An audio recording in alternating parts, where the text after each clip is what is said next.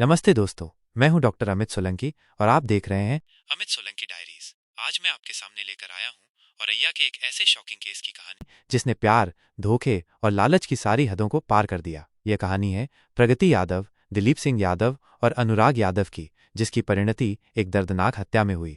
17 मार्च 2025 को प्रगति यादव अपनी शादी की खुशी में एक रील बनाती हुई दिखाई देती है। उसकी इस खुशी की वजह थे दिलीप सिंह यादव, जिनके साथ उसकी लव मैरिज 5 मार्च 2025 को हुई थी। 3 साल के लंबे इंतजार और कोशिशों के बाद आखिरकार दोनों परिवारों को मनाकर शादी के बंधन में बंधे थे। शादी के बाद प्रगति ने ससुराल में सबका दिल भी जीत लिया था। दिलीप के घर में खुशियों का माहौल था, लेकिन किसी को अंदाजा नहीं था कि ये खुशी बहुत जल्द मातम में बदलने वाली है।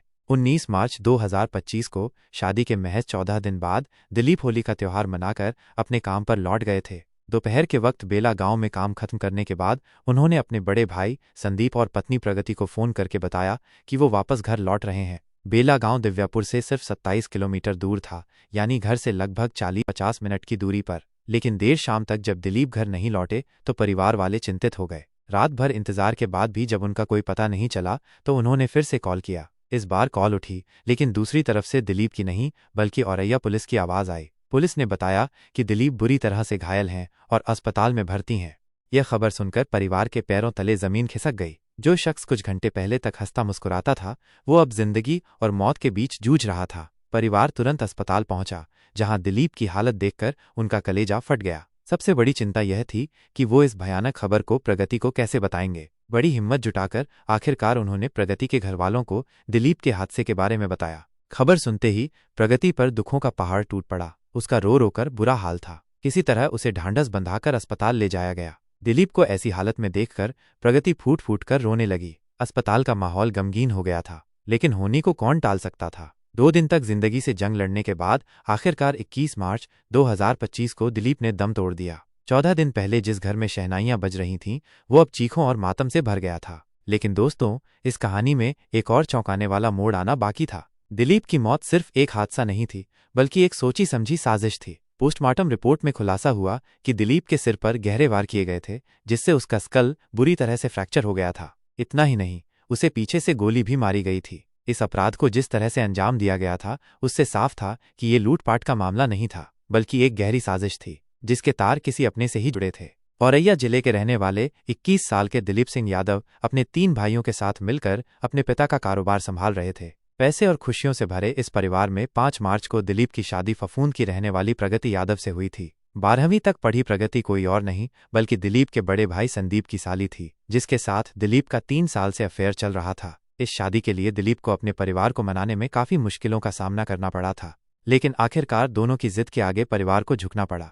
शादी के बाद प्रगति ने बहुत जल्द सबका दिल जीत लिया था, लेकिन हिंदू रीति रिवाज के अनुसार शादी के चौथे दिन प्रगति अपने मायके चली जाती है। 19 मार्च को दिलीप काम पर लौटते हैं और बेला गांव से घर लौटते समय अपने भाई और पत्नी को फोन भी करते हैं। उधर पलिया गांव के पास 2 गांव वालों को एक अधमरी हालत में आदमी पड़ा मिलता है। उसे मरा हुआ समझकर वो डर जाते हैं, लेकिन बाद में और लोगों को बुलाकर पुलिस को सूचना देते हैं। पुलिस मौके पर पहुंचकर उसे अस्पताल पहुंचाती है। तभी पुलिस को दिलीप के फोन से उसके परिवार का कॉल आता है और उन्हें हादसे की जानकारी मिलती है। अस्पताल पहुंचकर परिवार दिलीप की हालत देखकर टूट जाता है। डॉक्टरों ने बताया कि दिलीप के सिर पर गहरे वार किए गए हैं और उसे गोली भी मारी गई है। शुरुआत में पुलिस इसे एक्सीडेंट का मामला मान रही थी, लेकिन सिर में गोली का निशान मिलने से उन्हें साजिश का शक हुआ। दिलीप के परिवार ने बताया कि दिलीप का किसी से कोई दुश्मनी नहीं थी। पुलिस ने एफआईआर दर्ज कर जांच शुरू कर दी, लेकिन 21 मार्च को दिलीप जिंदगी की जंग हार गया। पुलिस ने मामले की जांच के लिए त्रिनेत्र सिस्टम का इस्तेमाल किया, जो उत्तर प्रदेश सरकार द्वारा शुरू किया गया एक निगरानी अभियान है। सीसीटीवी फुटेज खंगालने पर पुलिस को पलिया गांव की तरफ जाते हुए दिलीप बाइक पर 2 लोगों के साथ दिखाई दिए। जांच करने पर पता चला कि दिलीप के साथ बाइक पर बैठा एक शख्स खतरनाक मुजरिम रामजी नागर था, जो कई संगीन अपराधों में जेल जा चुका था और उस वक्त जमानत पर बाहर था। पुलिस ने रामजी नागर को पकड़कर पूछताछ की, जिसने बताया कि उसे दिलीप के मर्डर का कॉन्ट्रैक्ट अनुराग यादव नाम के शख्स ने दिया था। दिलीप के परिवार वाले इस नाम के किसी भी व्यक्ति को नहीं जानते थे। पुलिस ने अनुराग यादव को भी गिरफ्तार कर लिया, लेकिन कहानी यहीं खत्म नहीं होती। अनुराग की गिरफ्तारी के बाद पुलिस की एक टीम दिलीप के घर पहुंची और प्रगति से पूछताछ करने लगी। अचानक पुलिस प्रगति का हाथ पकड़कर उसे अपने साथ ले जाने लगी। परिवार और गांव वाले हैरान थे। पुलिस ने खुलासा किया कि दिलीप की हत्या की साजिश में उनकी बहू और दिलीप की पत्नी प्रगति का हाथ है। यह सुनकर सभी सन्न रह गए। जिस दिलीप से प्रगति 3 साल से प्यार करती थी और जिसके लिए उसने अपने परिवार से लड़कर शादी की थी, उसी ने उसे मौत के घाट उतरवा दिया। अब बात करते हैं इस खूनी खेल की असली वजह की। साल 2020 में फफूंद में प्रगति के घर से 100 मीटर दूर अनुराग यादव रहता था। 29 साल का अनुराग दिखावे की जिंदगी जीता था, जबकि असलियत में उसके पास कुछ नहीं था। प्रगति उसकी झूठी शान शौकत से आकर्षित हो गई थी। दोनों के परिवारों के बीच पुरानी दुश्मनी थी, इसलिए वे छिप छिप कर मिलते थे। अनुराग के कहने पर प्रगति ने उसे अपना असली नाम मनोज नारायण बदलकर अनुराग यादव बताने लगी थी। प्रगति के घरवाले इस रिश्ते के खिलाफ थे, लेकिन प्रगति अनुराग से शादी करना चाहती थी। अनुराग प्रगति को हाईफाई लाइफस्टाइल के सपने दिखाता था, जिसे प्रगति सच मान बैठी थी। उसकी बड़ी बहन की शादी एक अमीर घर में हुई थी और वो भी वैसी ही जिंदगी जीना चाहती थी, लेकिन प्रगति जानती थी कि अनुराग उसे वो लाइफ नहीं दे पाएगा। साल 2022 में प्रगति की मुलाकात अपने बहनोई के छोटे भाई दिलीप से हुई। धीरे धीरे उसने दिलीप से दोस्ती की और फिर नज़दीकियां बढ़ाईं। दिलीप प्रगति के जाल में फंस गया। हैरानी की बात यह है कि इसी दौरान प्रगति ने दिलीप को अनुराग से भी मिलवाया और दोनों के बीच दोस्ती करवा दी। दिलीप को जरा भी अंदाजा नहीं था कि अनुराग प्रगति से किस कदर जुड़ा हुआ है। प्रगति और अनुराग मिलकर दिलीप के भोलेपन का फायदा उठा रहे थे। प्रगति ने दिलीप को विश्वास दिला दिया कि वो उससे बहुत प्यार करती है। दिलीप अपने घरवालों के खिलाफ जाकर प्रगति से शादी करने के लिए तैयार हो गया। आखिरकार दोनों की शादी हो गई। प्रगति ने शादी के बाद ससुराल में सबका दिल जीत लिया, लेकिन उसके दिमाग में कुछ और ही चल रहा था। दरअसल प्रगति दिलीप की करोड़ों की दौलत पाना चाहती थी ताकि वो अनुराग के साथ ऐशो आराम की जिंदगी जी सके। इसलिए उसने दिलीप को मारने की साजिश रची। इस काम के लिए अनुराग ने अपने मौसेरे भाई दुर्लभ यादव को शामिल किया, जिसने हिस्ट्री शीटर रामजी नागर को 2 लाख रुपए में दिलीप को मारने का ठेका दिया। प्रगति ने मुंह दिखाई में मिले 70,000 रुपए अपने पास रख लिए और बाकी के 30,000 रुपए दिलीप से ही मांग लिए।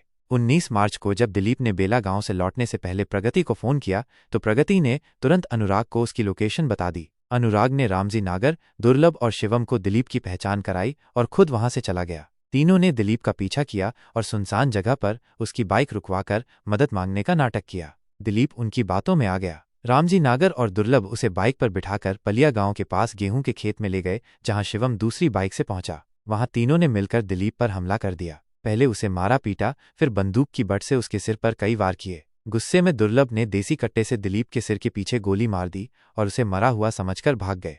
लेकिन दिलीप तुरंत नहीं मरा। सिर में गोली लगने के बावजूद वो 2 दिन तक अस्पताल में जिंदगी के लिए लड़ता रहा, लेकिन आखिरकार उसकी जान चली गई। पुलिस ने सीसीटीवी फुटेज के आधार पर सभी आरोपियों को गिरफ्तार कर लिया। दुर्लभ और शिवम यादव भागने की कोशिश में पुलिस मुठभेड़ में घायल हो गए। पुलिस ने उनके पास से हथियार और कारतूस बरामद किए हैं। फिलहाल 5 आरोपियों पर हत्या और आपराधिक साजिश की धाराओं के तहत मामला दर्ज किया गया है।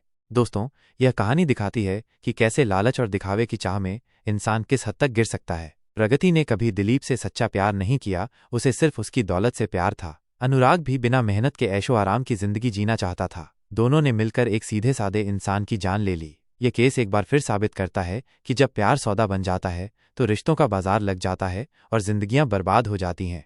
आपको ये कहानी कैसी लगी, हमें कमेंट करके ज़रूर बताएं। अगर आप ऐसे ही और भी शॉकिंग केसेस के बारे में जानना चाहते हैं तो हमारे चैनल अमित सोलंकी डायरीज को सब्सक्राइब करना न भूलें। धन्यवाद।